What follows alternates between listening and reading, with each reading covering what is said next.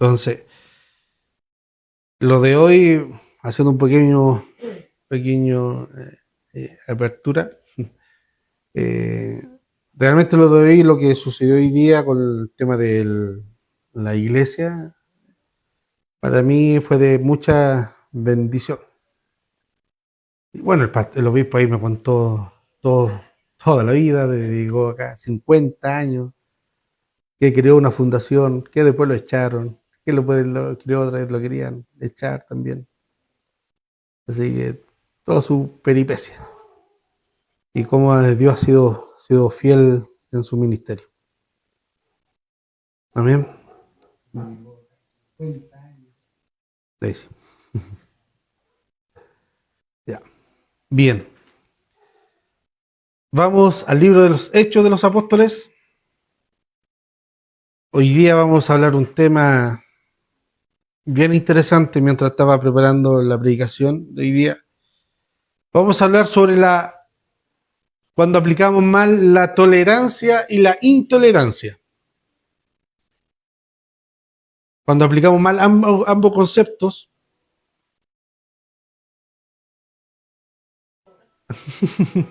cuando aplicamos mal esos dos conceptos, también es pecado y falta ante la presencia de nuestro Dios. Entonces, hoy día vamos a hablar sobre ese tema, sobre la intolerancia y la tolerancia mal aplicada. Amén. Bien, vamos a nuestro texto, Hechos capítulo 13, del versículo 4 en adelante al versículo 12. Vamos a leer hoy día. Amén. Dice así: ellos entonces, enviados por el Espíritu Santo, descendieron a Seleucia y de allí navegaron a Chipre, y llegando a Salamina, anunciaron la palabra de Dios en la sinagoga de los judíos.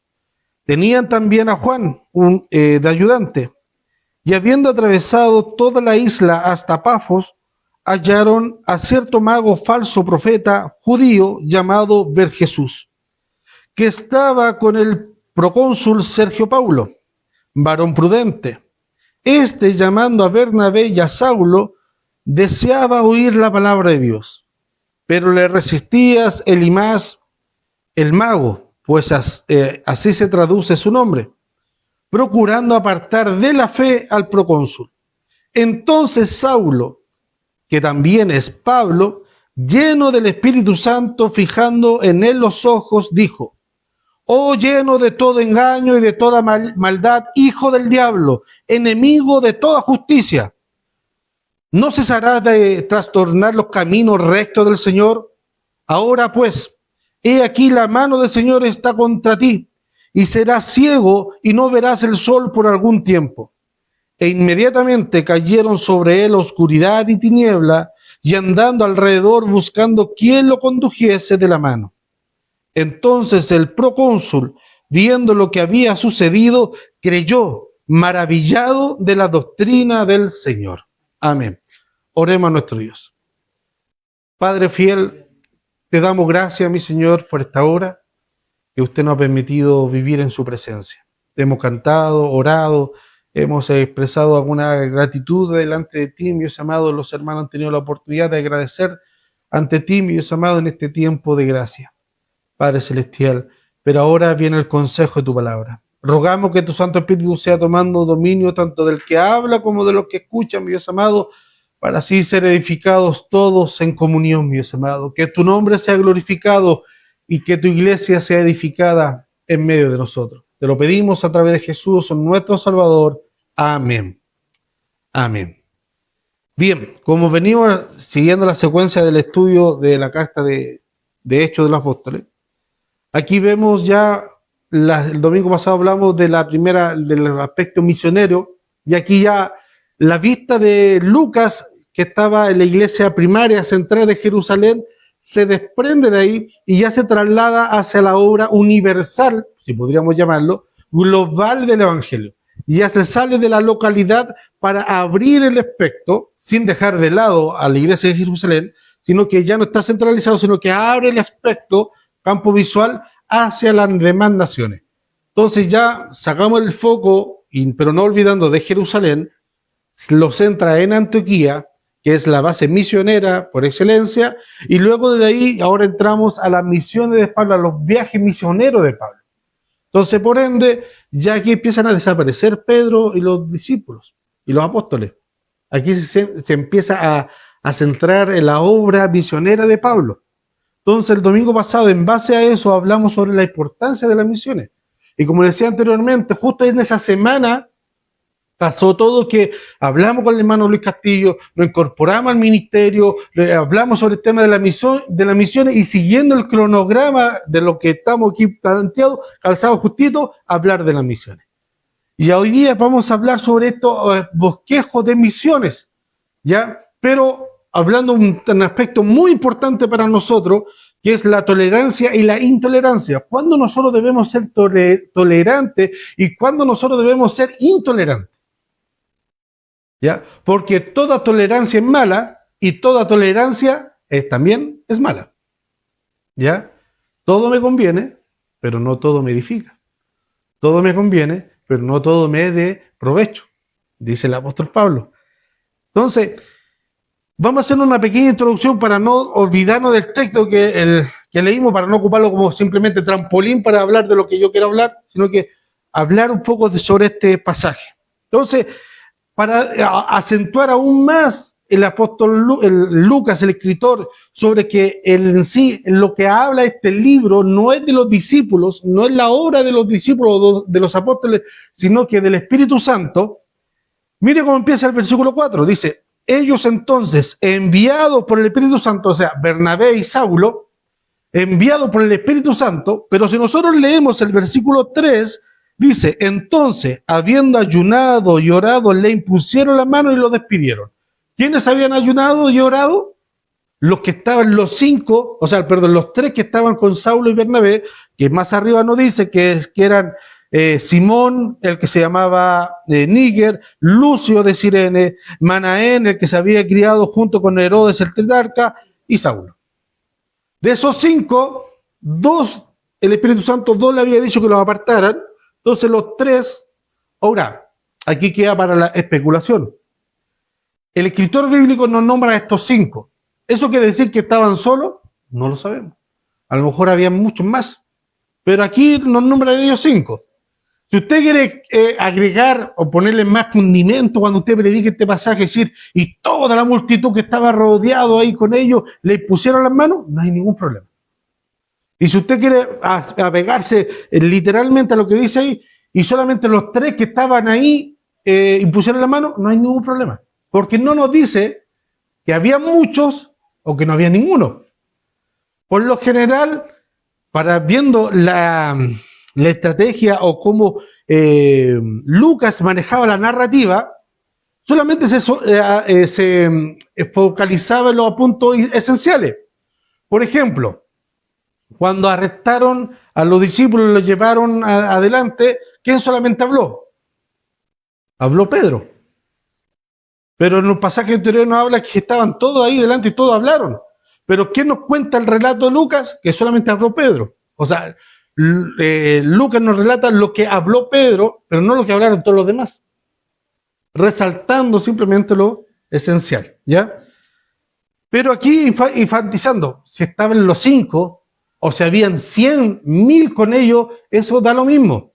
Porque la importancia es que el Espíritu Santo le había ordenado que lo apartaran a ellos 2. Y luego, el versículo 4, enviados por el Espíritu Santo, descendieron a Seleucia. ¿Eso qué nos da a entender, hermano? Aquí muchas veces, porque el diablo es puerco y el diablo es diablo, cuando un hombre le va bien, por ejemplo, imagínese que nosotros iniciemos, que yo haya iniciado este ministerio y al cabo del tiempo de un año no tenga la cantidad de hermanos que tenga, sino que tenga 100 hermanos. Hermano, aquí por estas venas no corre Bilzipap, corre sangre. Y el ego, en un año, 100 hermanos. Después de 2 años, 300 hermanos. ¿Cómo estaría la autoestima de ese hombre? ¿Cierto? En 3 años, 300 hermanos. Y el pastor de la esquina lleva 20 años y tiene 50. No, entonces el hombre no es de Dios. No, le falta comunión. Le falta aún, está recién empezando. Porque innegablemente, hermano, si el hombre que está por delante no maneja bien la presión, la válvula de escape de la vanidad, se lo va a comer. Mi papá decía, siempre me quedó grabado esa frase, él decía, cualquiera llega a la cima, cualquiera llega a la cumbre. Lo importante es que cuando ese hombre llegue a la cumbre, no se apone, ¿ya? No se maree.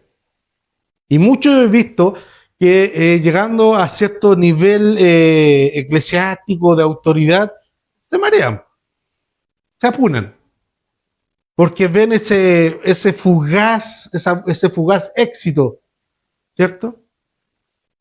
Esto nos da a entender, hermano, de que aquí el Espíritu Santo es el que envía. No, pero puede decir ahí Simón, el que se llama Níger, o Lucio, o el otro en Manaén. No, porque yo le puse las manos.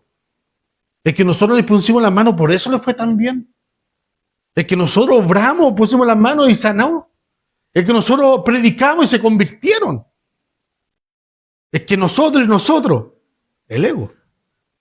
Y aquí nos pega una bofetada, todos nosotros que somos líderes, una bofetada. Lo importante no es el mensajero, lo importante es el mensaje. En tiempo de guerra, cuando no había comunicación, no había clave Morse, no había nada, enviaban un mensajero hacia el rey o hacia otro lado para coordinar los ataques. Y ese mensaje era importante porque era clave para ganar la guerra, o era clave para ver, me llegó tal información del enemigo, hay que hacer esto para contrarrestar el ataque. Si no llegaba ese mensaje, se perdía la guerra o se ganaba la guerra, ¿cierto? Entonces se enviaba el mensaje, oye, mataron al mensajero. Filo, mandamos otro mensajero, porque lo importante es el mensaje, no el mensajero. Lo importante es el contenido que lleva ese hombre hacia el otro lado para tomar decisiones. Habían 50 más para ocupar el cupo de ese mensajero. Arrogancia sería, ay, gracias a mí, como yo soy mensajero, se pudo ganar la guerra. Bajo mi inteligencia de mensajerístico, se ganó la guerra. No, eso es absurdo. Entonces eso nos recuerda en este pasaje, iniciando este pasaje, ellos entonces enviados por el Espíritu Santo descendieron a Seleucia.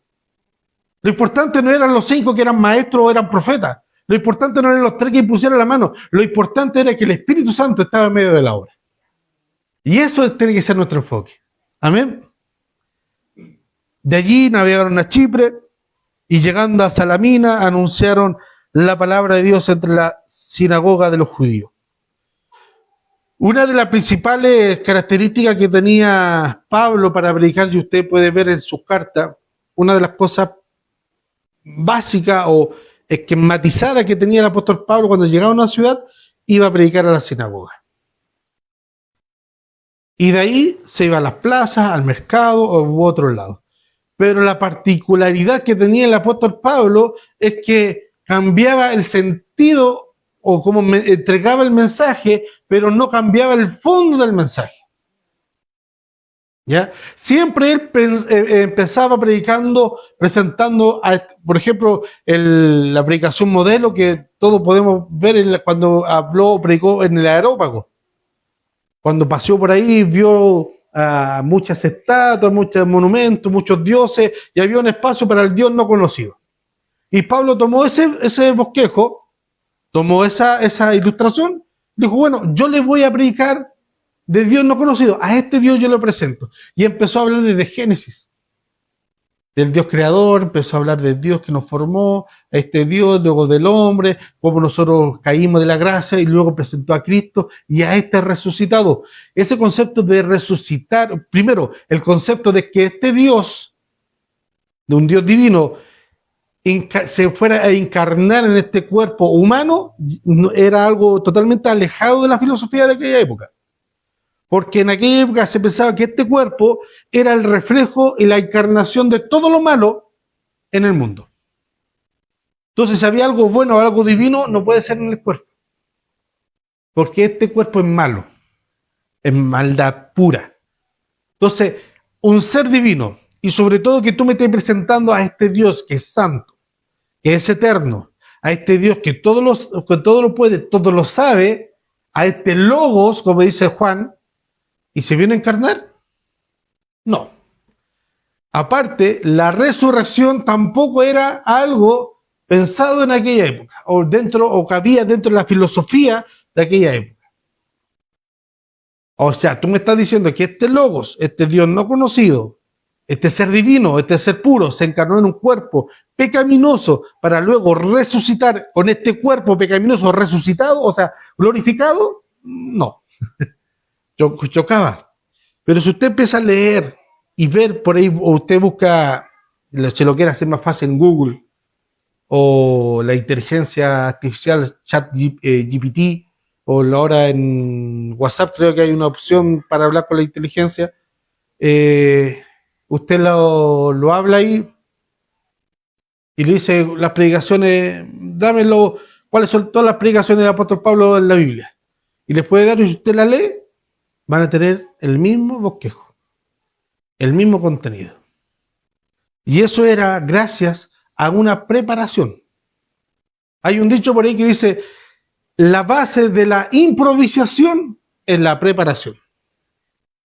Nadie que improvise así tan rápido es que nunca se haya preparado. No.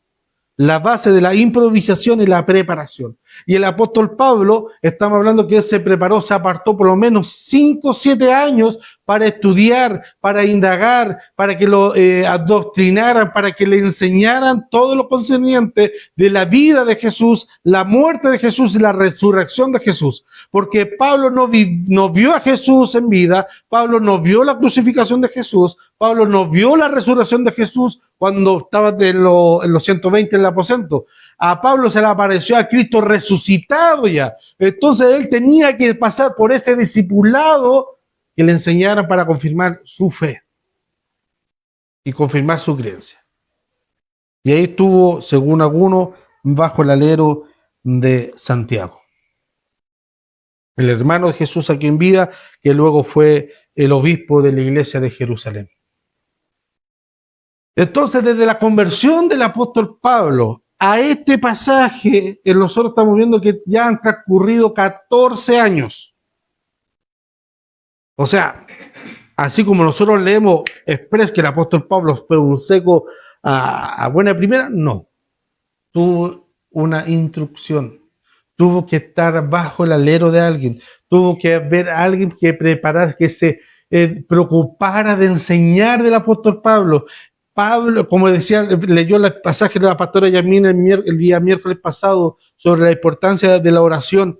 Nehemías dice que él había dispuesto su corazón para estudiar la ley, o sea, dispuso su corazón para estudiar la ley y luego de estudiarla para enseñar la ley a los demás. Pero parte todo con mi disposición para poder estudiar la palabra del Señor. Pablo pasó por eso. Pablo tuvo esa inducción, por eso nosotros vemos al apóstol Pablo, donde él se paraba, tenía una claridad tremenda, tenía una lucidez tremenda, tenía una conexión con el Espíritu Santo tremenda, porque había una preparación anterior. Nos vemos que Pablo se paró y dijo, bueno, supongamos que él en ese entonces tuviera la Biblia, porque en esa época había unos rollos gigantes, ¿ya? Llevándolo a nuestra época, si los apóstoles o los discípulos tuvieran la Biblia a disposición, libro por libro, sería el exporte de esto que ocuparía todo este libro, por los rollos, por todo lo que... Entonces, ¿se imagina usted cargando para todos lados un cuarto así lleno de rollos de libros? Ah, espérenme, voy a sacar el rollo del profeta Isaías, voy a sacar a Amós. Ahora tenemos la bendición que en una palma de la mano cabe en la Biblia. Pero supongamos, nosotros no podemos imaginar al apóstol Pablo, bueno, hermano, aquí en el aerópago de Atenea vamos a predicar a donde Dios quiera. ¡Pum! Pone el dedo y empieza a predicar. No. Él, en su instrucción, en su capacitación, él se había preparado. Entonces, a medida él ya tenía claro en su mente, porque tenía una conexión. El Espíritu Santo es nuestra ayuda. Él siempre nos va a ayudar en momentos difíciles. Cuando pasan las situaciones, cuando viene un familiar, un problema, y hay una palabra lenta en el Espíritu Santo, siempre nos va a poner un texto, un pasaje, una palabra para salir de ese momento. Él es nuestra ayuda, pero no es nuestro atajo. El Espíritu Santo nunca va a ser nuestro atajo y nunca va a traer a nuestro corazón un pasaje que nosotros nunca hayamos leído. Nunca, hermano. Entonces, no, que los hombres, ¿y cómo es la sabiduría de los hombres? Sí, la sabiduría de los hombres, pero era tremenda. Yo me admiro de muchos hermanos que a lo mejor sin preparación teológica, oratoria, predicaban de una manera, pero maravillosa. Pero los hombres leían 2 horas, 3 horas al día la Biblia, por hermano. Entonces, los versículos bíblicos los tenían aquí a flor de piel.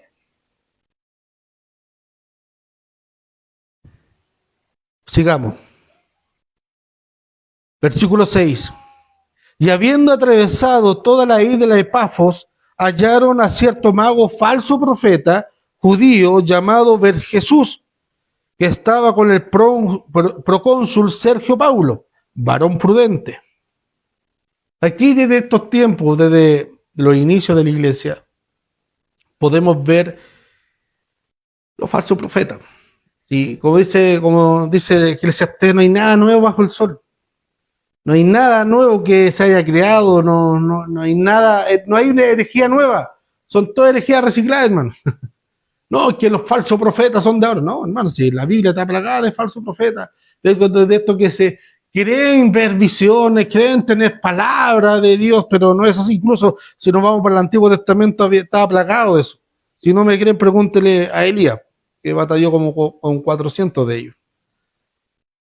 Pero aquí hay un personaje, el procónsul Sergio Paulo, varón prudente.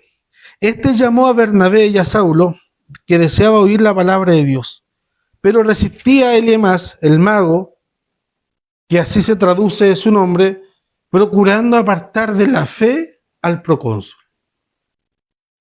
Este hombre, Sergio Paulo, era un hombre de dinastía. El cómo se enteró del mensaje de Pablo y de Bernabé, no tenemos idea, pero de que se enteró y estaba interesado en oír este mensaje. Lo más probable es que este falso profeta mago, que algunos dicen que la alusión a mago es adivino, esto que quieren ser como adivino, también predicaba el evangelio de Jesús, pero con alto grado de misticismo, como está ahora hoy en día. ¿Cuál es el misticismo? No, es que si yo dejo de ofrendar, Dios se va a enojar conmigo. O de aquí, hermano, si usted no ofrenda o no diezma, Dios lo va a castigar. Hermano, como si Dios estuviera preocupado por nuestra chaucha que nosotros demos al Señor, por nuestra limosna. Es más, si nosotros sabemos que el ofrendar es un mandamiento bíblico, lo único que le hacemos daño somos nosotros. Pero no hay una contradicción, no hay una barra de decir, ay, si yo de dar por miedo, por temor a que me castigue. Es cierto que la ley de la siembra y la cosecha es verdad, pero eso yo no lo puedo ocuparlo con el misticismo. Siembra en abundancia para que Dios te dé en abundancia. Si la mujer que dio 2 dracmas, que era como 200 pesos, hermano, trayéndolo a nuestra actualidad, dio todo lo que tenía, dio una ofrenda abundante, dio una cosecha abundante. No, según la lógica de estos hombres, no, porque ¿a qué hombre amador del dinero le van a servir 200 pesos? No sirve ni para comprar un chicle, por hermano, ni para pagar un pasaje. Entonces, para los ojos de esos hombres, esa mujer no sembró en abundancia. Para poder ofrendar en abundancia no tenía que dar eso, tenía que dar la escritura de su casa. Eso es moverse por fe. Pero ante los ojos de Dios, esa mujer que dio 200 pesos, dio más que todos los demás. Entonces, este hombre, Bar Jesús, que traducido es hijo de Jesús, probablemente presentaba el mensaje de Cristo, pero disfrazado y muy adornado por otras cosas. Porque algunas cosas que nos manejan nuestro pensamiento es el miedo y la fe. El miedo y la fe manejan muchas nuestras condiciones, hermano. Si yo quiero manipular su mente, si yo quiero manipular su psiqui, yo lo tengo que trabajar con la fe y el miedo en usted. Pero en goteo. Y yo soy sistemático, si yo me pongo en las pilas en eso, trabajando el miedo y la fe, en 2 meses a usted le controlo su mente, su capacidad de razonar. El miedo y la fe. Por eso muchos dicen y aluden que la iglesia es un buen negocio. La fe es lucrativa. Obviamente que es lucrativa la fe. Es muy lucrativa. El miedo también es lucrativo. Entonces este hombre predicaba el mensaje de Cristo, pero le entregaba la gracia, se lo podríamos llamar gracia, pero amarrado con cláusula de miedo a este hombre, a este procónsul. Entonces, obviamente tenía miedo de que si Pablo y Bernabé le hablaban el verdadero evangelio, a este hombre se le iba a caer la venda y la gallinita de huevo de oro a ver Jesús se le iba a acabar. Porque ahí, si nos viéramos en ese sentido, era un buen miembro de la iglesia que diezmaba bueno. Era como que aquí llegara, no sé, Messi y diga yo quiero dar mi diezmo en esta iglesia. Perfecto, Messi, ven para acá, siéntate, ustedes todos hermanos se me van, yo me quedo con el puro Messi.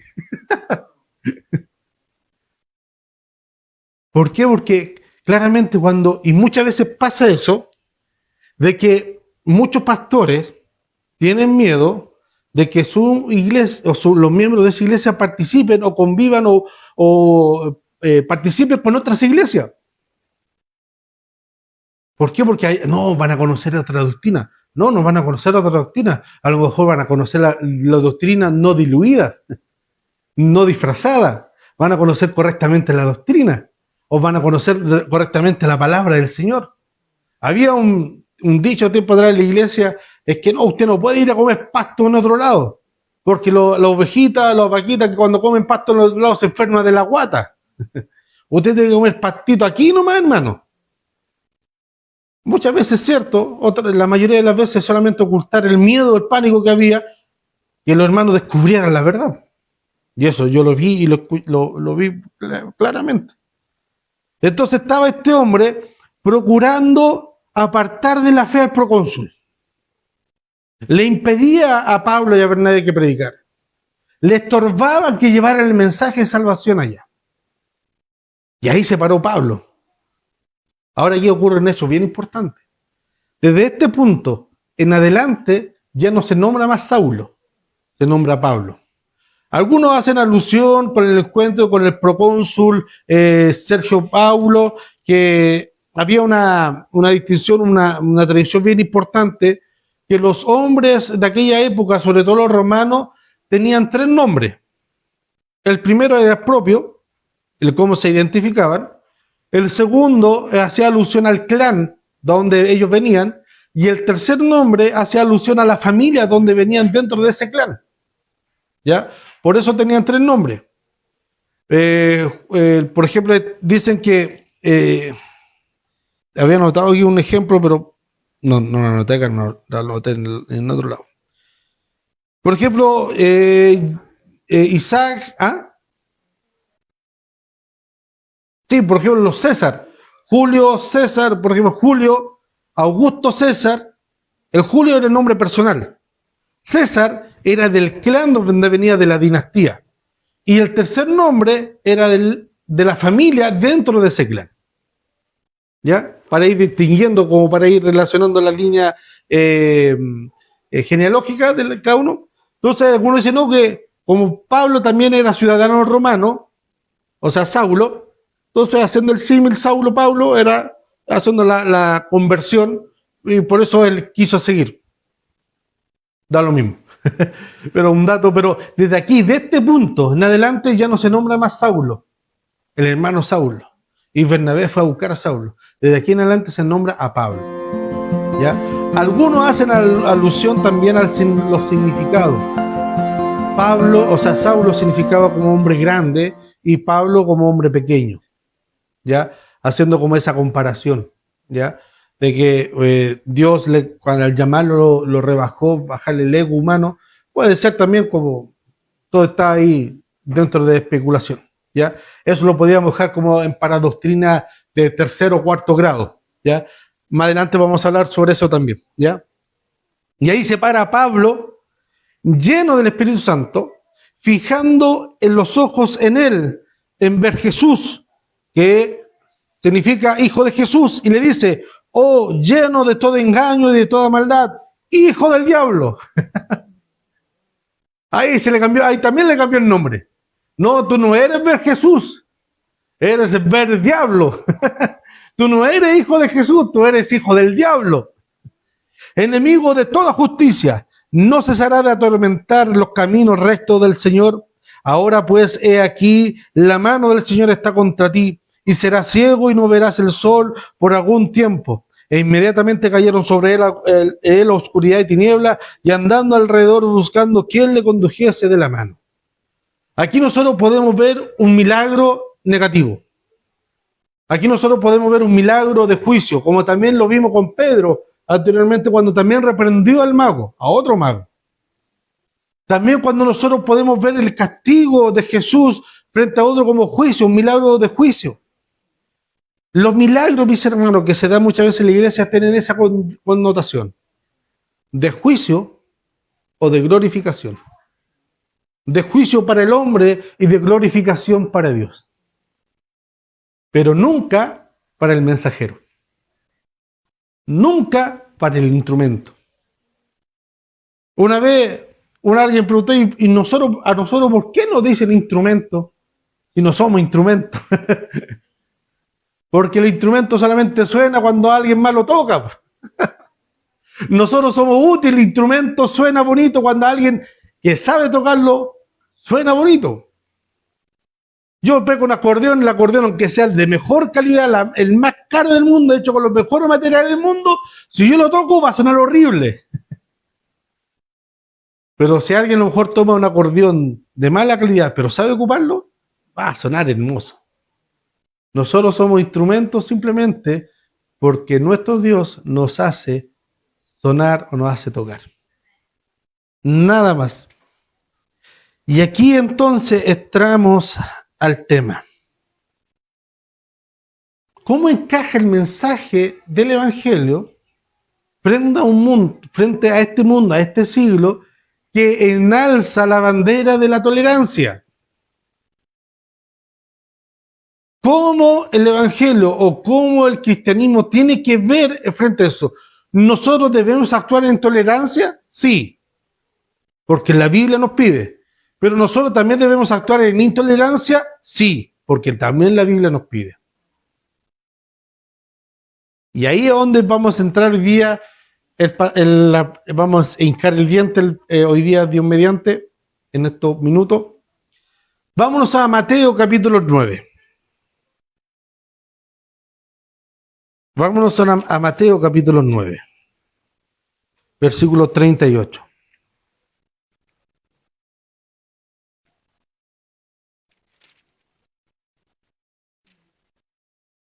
Mateo capítulo 9, versículo 38 al 41. No es Mateo. Marcos.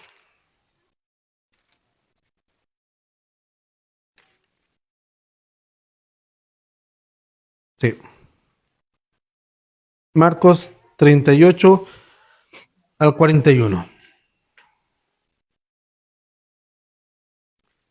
Síganme con la lectura. Dice, Juan le respondió diciendo, Maestro, hemos visto a uno que en tu nombre echa fuera demonios, pero él no nos sigue. Se los prohibimos, porque no nos seguía. Pero Jesús dijo, no se lo prohibáis, porque ninguno hay que haga milagro en mi nombre que luego pueda decir mal de mí.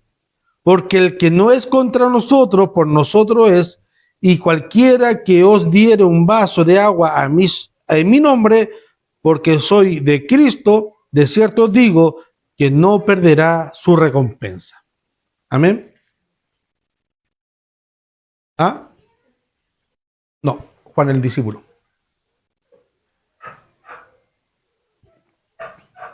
Juan el discípulo amado. Este que estaba echando a diestra y siniestra, no, tú no eres de nuestra iglesia. Tú no eres de nuestra corporación. El mismo Juan, que nosotros leemos el primera, segunda, tercera de Juan, amados míos, amémonos, porque el que no ama no es de Dios. los cambios que hace el Señor.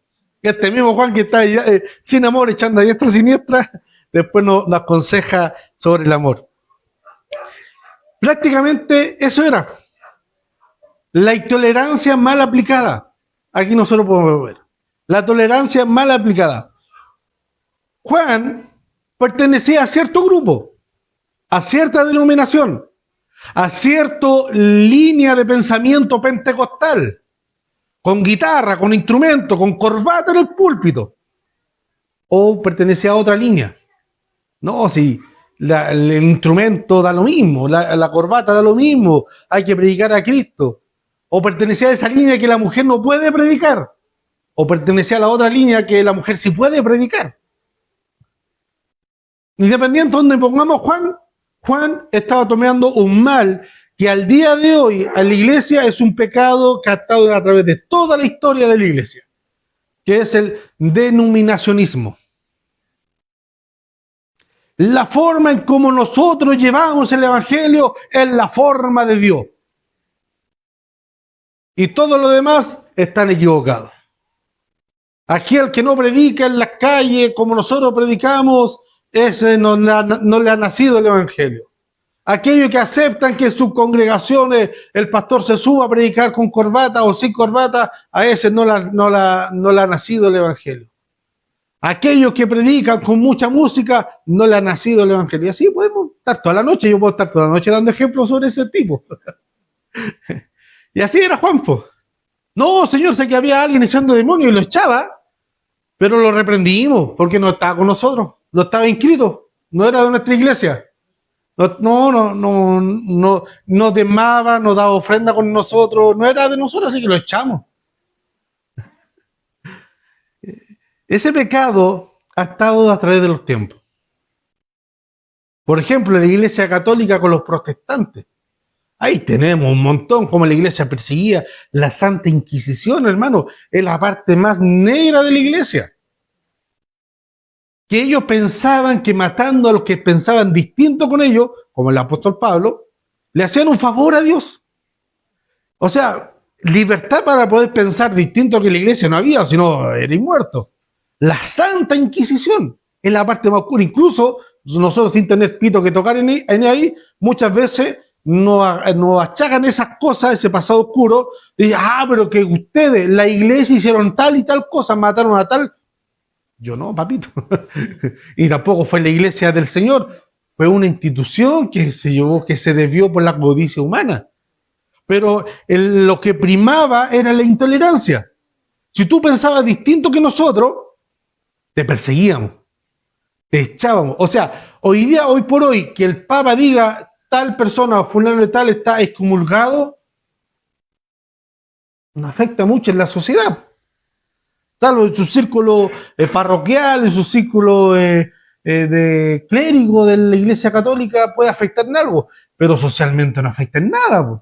El hombre puede seguir viviendo, puede seguir comprando, puede seguir trabajando, puede seguir creando otros lazos, círculos, pero en esa época, que el Papa diga, este hombre está excomulgado, estaba desechado de toda la sociedad. Incluso era la pena de muerte. El hombre moría. Entonces ahí el dominio que tenía el papado. Entonces imagínense cuando se levantaron los protestantes en contra de los abusos, horrores y desórdenes que tenía la Iglesia Católica, cómo se fue todo el poder. O sea, ahí lo que mandaban no eran los reyes, era el Papa el que mandaba. Los reyes se cuadraban ante el poder del Papa en aquella época. El Papa era hacedor de reyes, él ponía y sacaba reyes, creaba nuevos reinados, acomodaba matrimonio para también afianzar su poder político, su poder de guerra. Entonces tenía todo el monopolio todo, social, económico, cultural, educacional, matrimonial, todo. Ellos decidían qué se salvaba, qué no se salvaba. Ellos decidían cuánto terreno usted tenía en el cielo, cuánta salvación tenía en el cielo, según lo que usted ofrendaba. Ahí salió un personaje que se acuñó la frase: entre más rápido vengas a ofrendar y más rápido suene la moneda en el alfolí, más rápido va a salir el alma de tu familiar del purgatorio. Entonces había ese terror y fe, manejaba la Iglesia Católica. Ten fe, ofrendando. Y el terror de que a lo mejor tu ser querido, tu hijo, su hija, está en el purgatorio sufriendo. Entonces ofrenda, da dinero a la iglesia y nosotros te firmamos un documento y asegurándote de que tu familiar, tu hijo, tu hija, ahora tiene entrada al cielo. Fe y miedo. Dos armas poderosas, hermano. Dos poderosas. Entonces ahí se levantaron los protestantes a hablar sobre esta libertad de conciencia, de que yo puedo opinar diferente y tú no tienes el dominio de lo que yo pienso, lo que yo puedo reaccionar o cómo yo puedo conducir mi fe. Porque la iglesia tenía el monopolio de cómo nació la defensa protestante cuando Martín Lutero leyó: va a ser justo por la fe vivirá. Punto. Del apóstol Pablo: va a ser justo por la fe. Y en Habacuc dice: va a ser justo por su fe vivirá. Pablo dice: por la fe vivirá. Una semántica, pero el mismo sentido.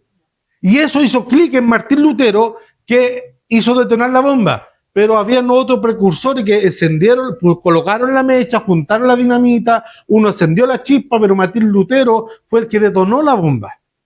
Había un cispacho, por ejemplo, Jerónimo Savonarola, también era un cura que hablaba sobre los abusos que tenía la Iglesia Católica. Juan Hus, que en su apellido sueco creo que era, significaba ganso, y cuando hablaba sobre los horrores que hacía la Iglesia, los abusos de la Iglesia Católica, lo quemaron.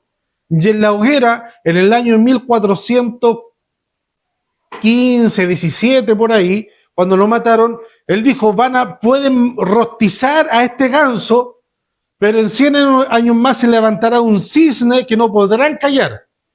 Ahí fue una profecía. Y ahí apareció el año 1515-14 Martín Lutero, en el cual levantó la voz y grabó las 95 tesis en la catedral de Wittenberg, si mi lenguaje no me traiciona. Y se levantó y todo el poderío se fue en contra, todo el poderío católico se fue en contra de acallar a Lutero. Acallarlo. Porque lo que estaba haciendo, esta libertad de conciencia de que bajar la Biblia, el lenguaje de la Biblia al nivel del campesino, del obrero, del ama de la señora de casa, era impensado porque todo era en latín. Y si algunos dicen: no, que el Lutero no hizo nada, si la Biblia ya estaba traducida al alemán. Sí, estaba traducida al alemán, pero un alemán totalmente sofisticado y académico, que para aquella época solo el 1% tenía acceso para poder entender y leer. Entonces lo que hizo Lutero, tomó esa traducción de latín, de la Vulgata, del alemán sofisticado, y lo bajó al alemán simple, para que todos lo pudieran entender. Ese fue el gran aporte que hizo Lutero.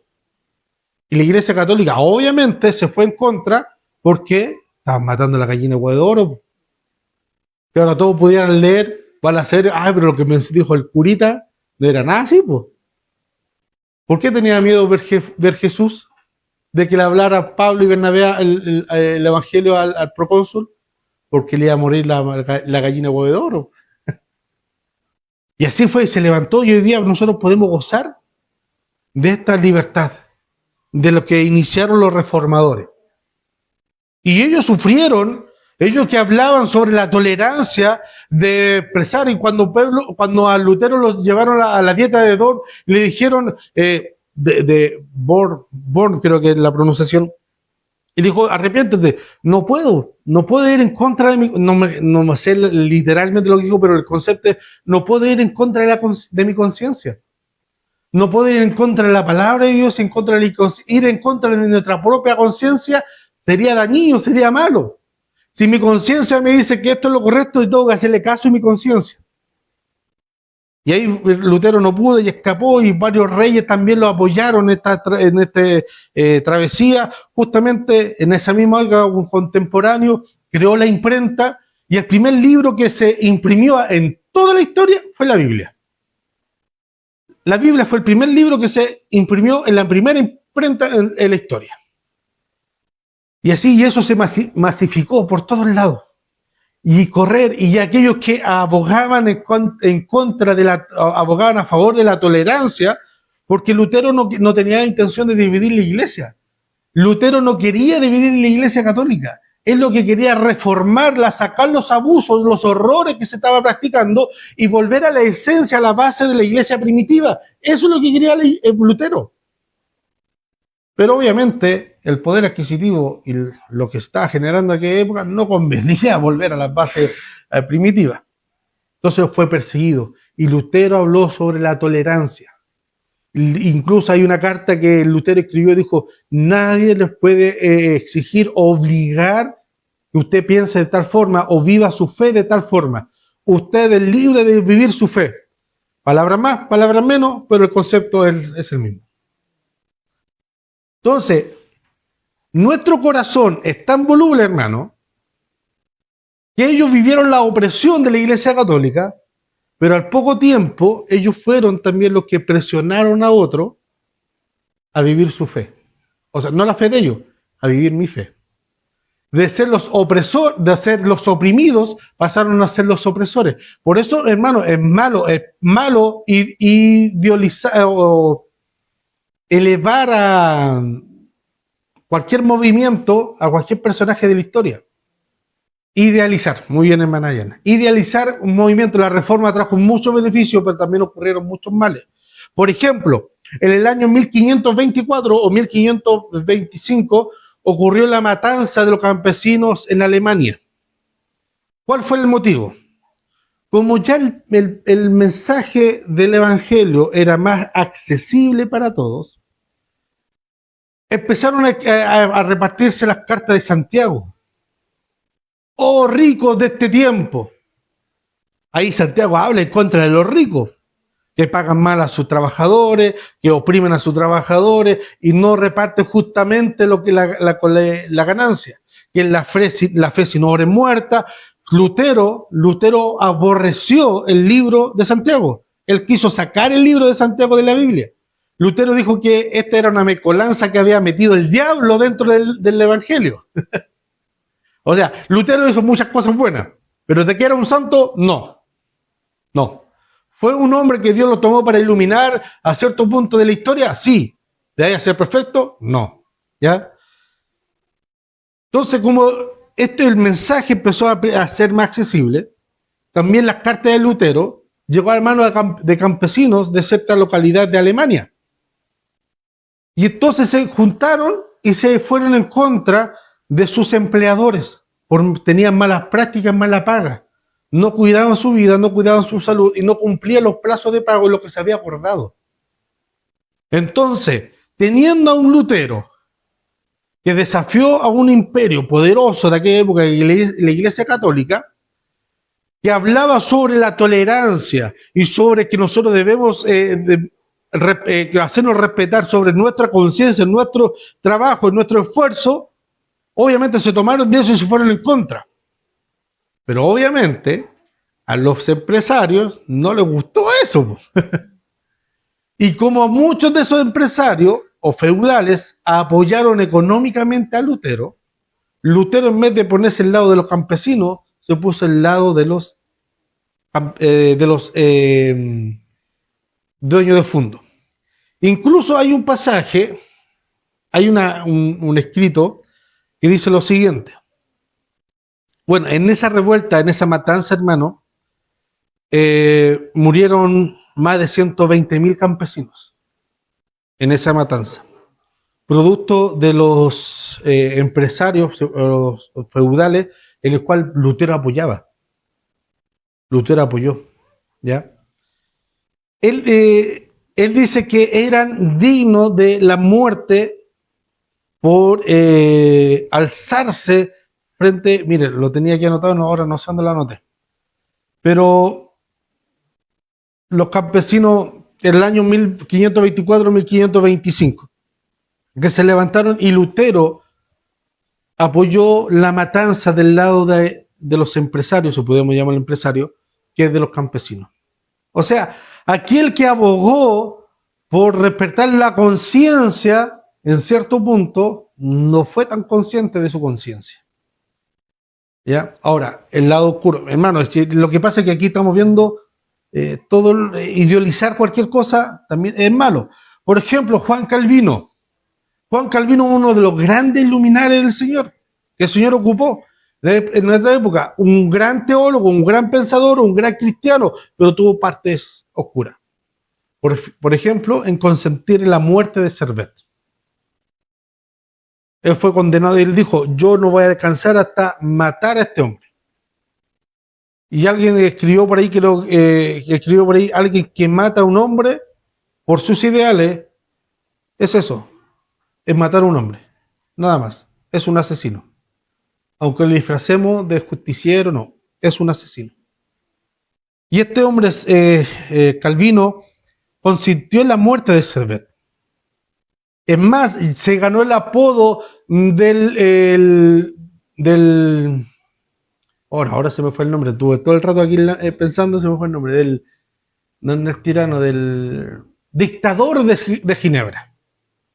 Lo llegaron a llamar el dictador de Ginebra. Incluso con el tiempo, después de la muerte de Servet, se levantó otro que estaba en contra de los pensamientos de Calvino, que se llamaba Sebastián Castello. Sebastián Castello se fue en contra y este hombre le hizo la vida, lo persiguió como ya Calvino tenía casi en su mano el poder político y eclesiástico de Ginebra, se fue en contra de este hombre. Incluso hay una carta de Sebastián de Castello que dice lo siguiente, se lo escribe Sebastián a Calvino, dice, os pido por el amor de Cristo que respetéis mi libertad y renunciéis al fin de cubrirme con falsas acusaciones. Dejad que profese mi fe sin accionarme, tal y como se me oprime a vosotros la vuestra y como espontáneamente la reconozco. De todos aquellos cuya doctrina se aparta de la vuestra, no supongáis que están en un error.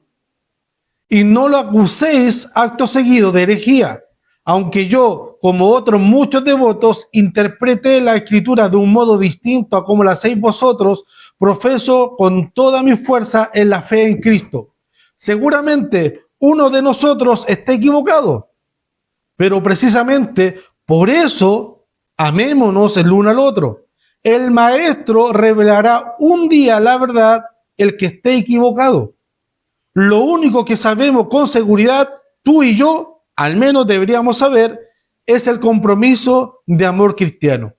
Practiquémoslo y al hacerlo, cerremos así la boca de todos nuestros adversarios. ¿Consideráis que vuestra interpretación es la correcta? Los demás también piensan lo mismo de la suya.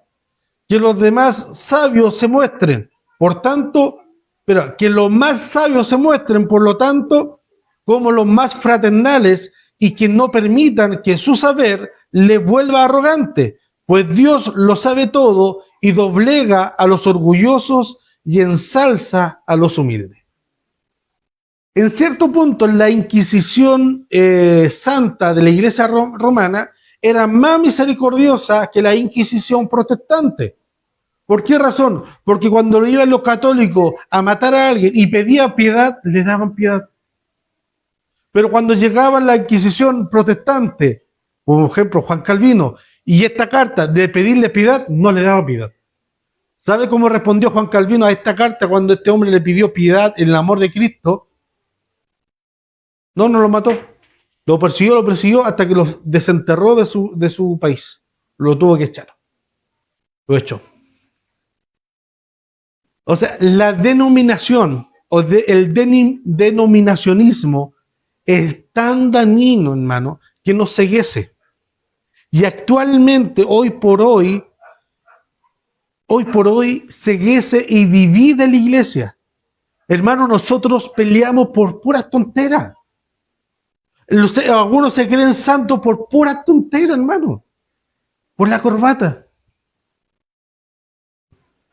Hay denominaciones que dicen que, aquel que tiene que predicar o los hijos de Dios tienen que vestirse con corbata. Hay otras denominaciones, sobre todo en México, que ven que la corbata es algo mundano. Y la corbata que a mí son, ¿yo qué hice? Porque es un estilo del mundo, porque la corbata se creó para identificar a las personas que eran gay en aquella época. Entonces los que ocupaban corbata eran gay, entonces se conocían entre sí. Ese es el origen de la corbata. Hoy por hoy lo vemos santificado. Pero mire, por la tontería que peleamos, hermano, por la tontería que vivimos. No, es que cuando hay que leer la palabra de Dios hay que leerla parado. No, es que cuando se lee la palabra de Dios hay que decir el nombre del Padre, el Hijo, el Espíritu Santo. No en el nombre del Señor, no en el nombre de Jesús. Forma. Por eso alguien dijo, en lo principal, tengamos unidad. ¿Qué es lo que... Ahora, salta la pregunta. ¿Qué es lo principal? Lo principal es, ¿usted cree en Jesús? ¿Es el Hijo de Dios? Sí, es mi hermano. ¿Usted cree que la Escritura es palabra de Dios? Sí, es mi hermano. ¿Usted cree en la Trinidad, Dios Padre, Dios Espíritu Santo? Sí, es mi hermano. ¿Usted cree en la deidad de Jesús? ¿Cree que Dios es uno solo? Sí, es mi hermano. ¿Usted cree que la salvación es por gracia? Sí, es mi hermano. ¿Usted cree en la venida de Jesucristo y el juicio final? Sí, es mi hermano. Punto. No, pero ¿por qué peleamos? Es porque yo creo en la venida de Jesús, pero yo creo que viene el lunes. No, que yo creo que viene el miércoles. No, yo creo que viene el viernes. Es cuando venga da lo mismo, del que viene, viene, eso es lo importante. Lo otro de la interpretación es totalmente aleatoria. No, que yo soy cesacionista, yo creo que yo soy continuista. No, entonces no podemos tener comunión. Hermano, aquel que da los dones es aquel que nos capacita para ocuparlos o para que cesen.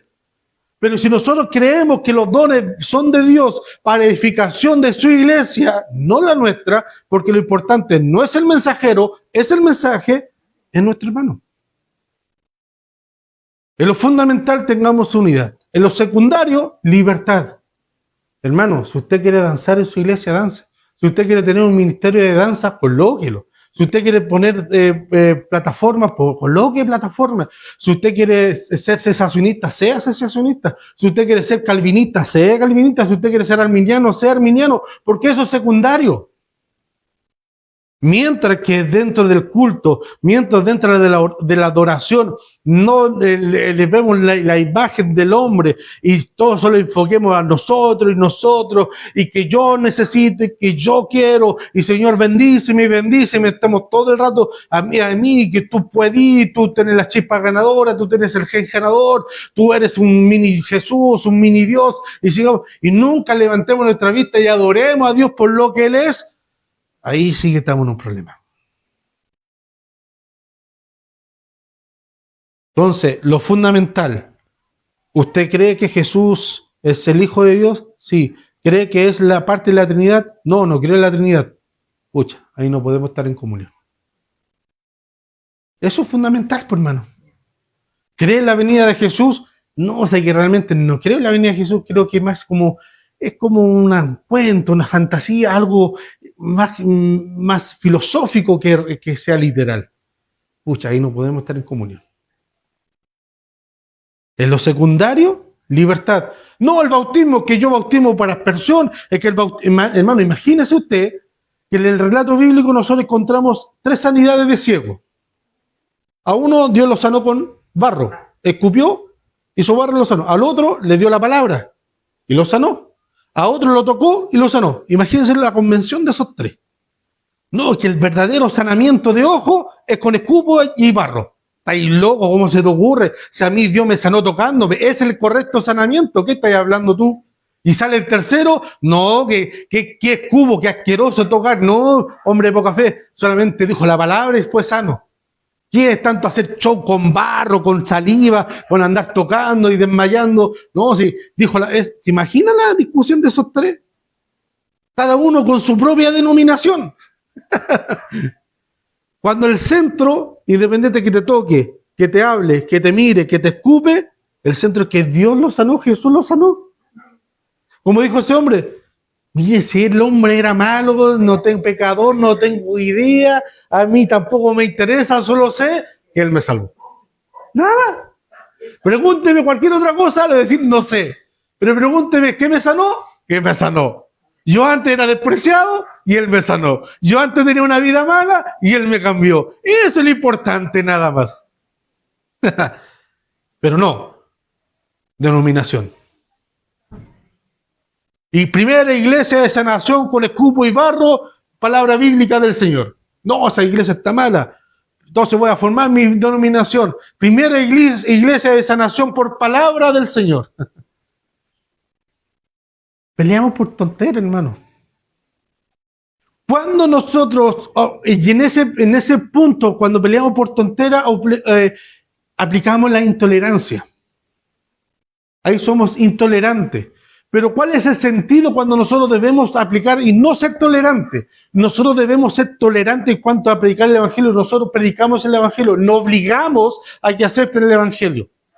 No.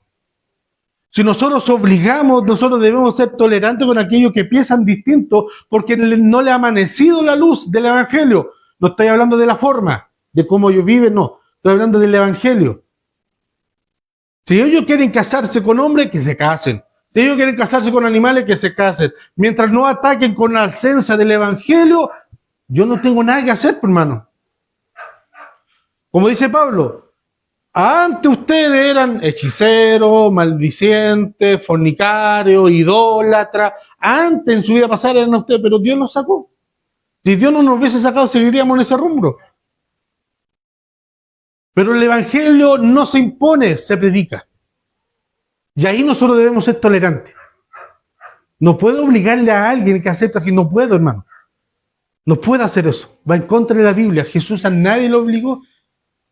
Alimentó a 5.000. Se fueron. Se dieron de vuelta. ¿Ustedes también se quieren ir? No salió detrás de la multitud. Por favor, no se vayan. Acéptenme como su Salvador. Por favor, yo la alimenté. Le voy a dar más alimento. ¿No le gustó la comida? Le hago otra comida. ¿Qué quiere? ¿Lasaña? Le hago lasaña. pero no se vayan. No se vayan. No. Jesús, si se quieren ir, váyanse. ¿Y ustedes no la quieren hacer compañía también? El Evangelio no se obliga, se predica. Ahora, ¿cuándo nosotros debemos ser intolerantes? Que nos es permitido por la palabra. Vamos al pasaje que estamos estudiando, Hechos capítulo 13, versículo 8. Versículo 8 dice: pero le resistía Eliamás, el mago, pues así se traduce su nombre, procurando apartar de la fe al procónsul. Entonces Pablo, lleno del Espíritu Santo, fijando los ojos en él, dijo. ¿Cuándo dijo esas cosas? Cuando este hombre se estaba interponiendo en contra del mensaje del Evangelio. Cuando se levantan los de falsos maestros, cuando se predica un falso Evangelio, ahí nosotros debemos ser intolerantes. Pero a pie juntilla, debemos ser totalmente intolerantes. En el falso evangelio, en la falsa predicación, cuando se está manipulando la palabra de Dios, cuando se está tergiversando, cuando la institución, sea quien sea, se levanta para ir en contra de la palabra de Dios, ahí nosotros debemos ser intolerantes. Ahí nosotros debemos ser intolerantes. Amén. Vamos, creo que estamos bien extensos en lo ahora. Creo, sí. Vamos rápido. Judas capítulo 1. Versículo 2.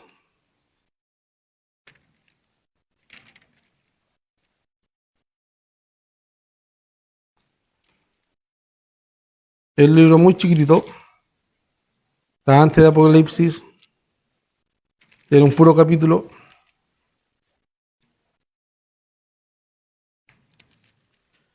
Judas capítulo 1, versículo 2 y 4. Dice así: misericordia y paz, amor os sean multiplicados. Amados, por la gran solicitud que tenía de escribirnos acerca de nuestra común salvación, me ha sido necesario escribirlos exhortándoos que contendáis ardientemente por la fe que ha sido una vez dada a los santos. Porque algunos hombres han entrado encubiertamente, los que desde antes habían sido destinados para condenación, hombres impíos que que convierte en libertinaje la gracia, que convierte en libertinaje la gracia de nuestro Dios y niegan al único Dios soberano y a nuestro Señor Jesucristo. Que contendáis. No, porque la palabra de Dios no se puede contender, hermano.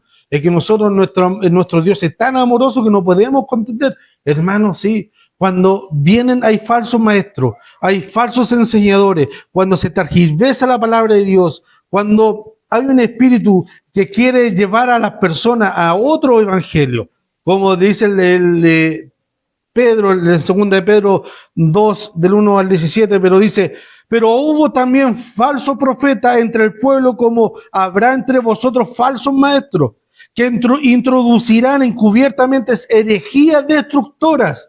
Y aunque negaran al Señor que los rescató, trayendo sobre sí mismo destrucción repentina, y muchos seguirán sus disilusiones, por causa de los cuales el camino de la verdad será blasfemado. Y por avaricia harán mercadería de vosotros con palabra fingida. Sobre los tales, ya de largo tiempo la condenación no se tarda, y su perdición no se duerme. Entonces nosotros debemos contender, hermano.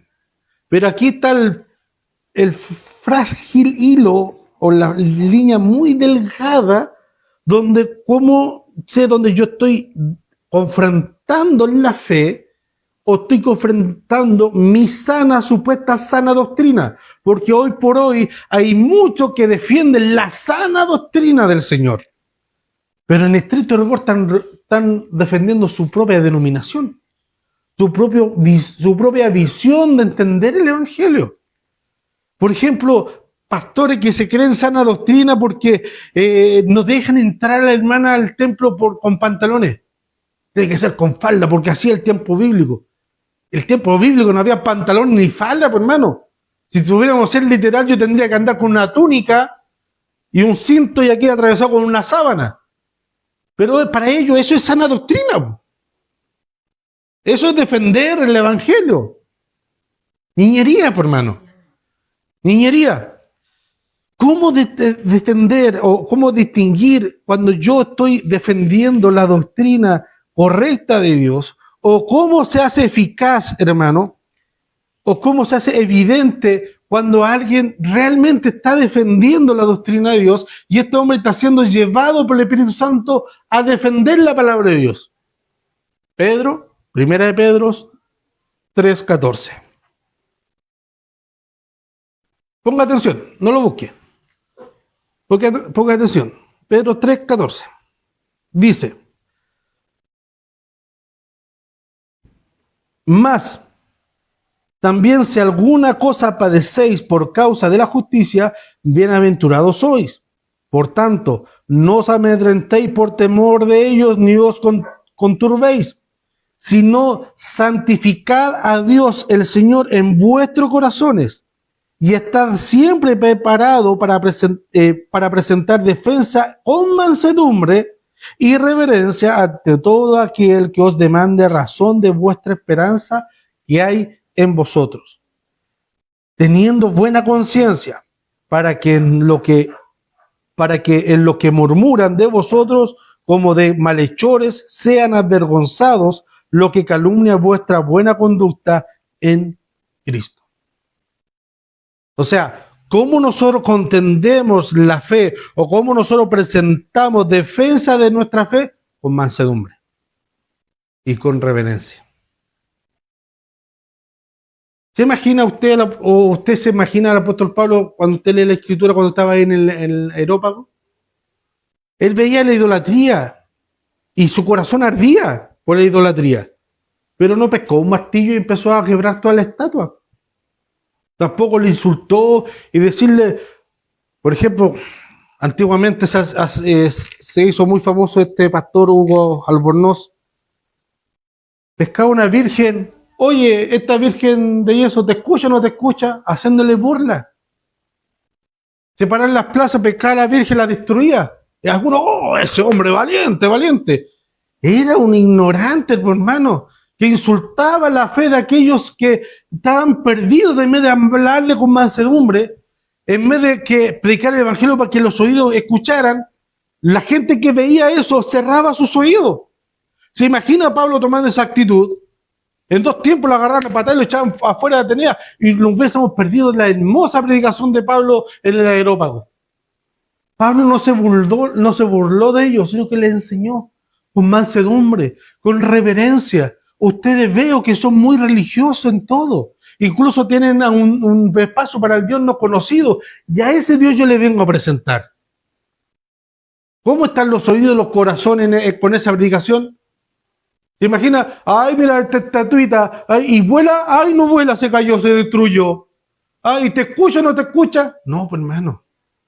Debemos ser sabios. Debemos ser entendidos en los tiempos. Debemos presentar nuestra fe con mansedumbre. Entonces, cuando alguien hace defensa de su fe con mansedumbre y reverencia, está siendo guiado por el Espíritu.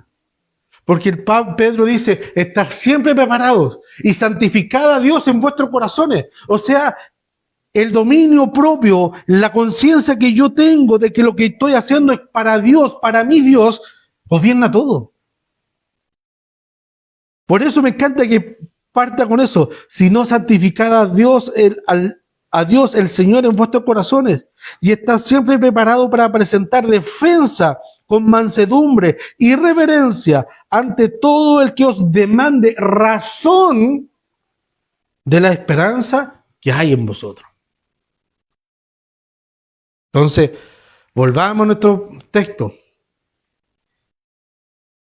Ver Jesús, que estaba haciendo tropiezo, procurando apartar de la fe al procónsul.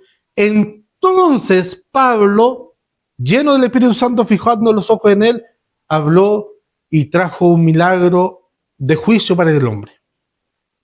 Entonces ahí nosotros debemos aplicar la tolerancia, la intolerancia en esos asuntos fundamentales, cuando la imagen de Jesucristo está siendo dañado, cuando la honra de su palabra está siendo ofendida, cuando la gloria de nuestro Salvador está siendo ofendido, cuando el mensaje de Cristo está siendo distorsionado, nosotros tenemos que ladrar.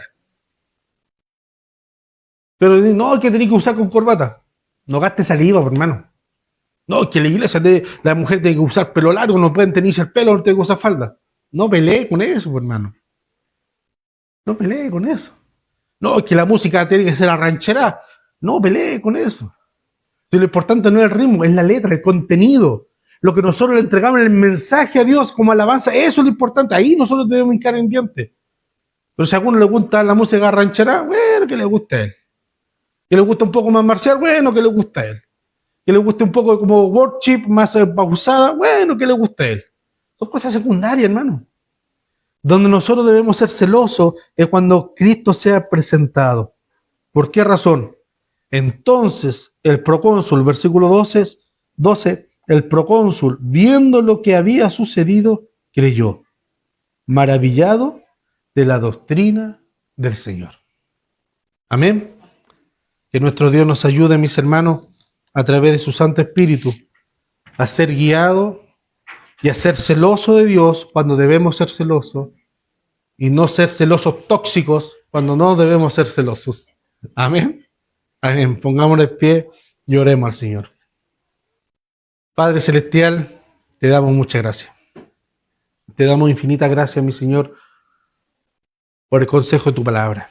Ayúdanos, mi Dios amado, a ser celosos de tu palabra, pero cuando es correcto, cuando es justificado, y cuando estamos con respaldo de tu palabra.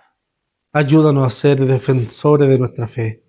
Ayúdanos a santificarte en nuestros corazones con mansedumbre y servir, mi Dios amado, por amor y misericordia, para que así puedan ver el mundo, Padre Celestial, que tú y yo somos uno, Padre Celestial, y que somos uno en Cristo, Padre amado. Ayúdanos, Padre Celestial, a ser imitadores tuyos, así como el apóstol Pablo lo fue de ti, mi Dios amado, a ser imitadores tuyos, mi Dios amado. Que cuando tuviste la tolerancia de hablar con una mujer samaritana, de hablarle sobre la correcta adoración, también tuviste la tolerancia de hablarle a un religioso que tenía que nacer de nuevo. Ayúdanos, Padre Celestial, por amor y misericordia. Te lo rogamos a través de Jesús, nuestro Salvador. Amén y amén.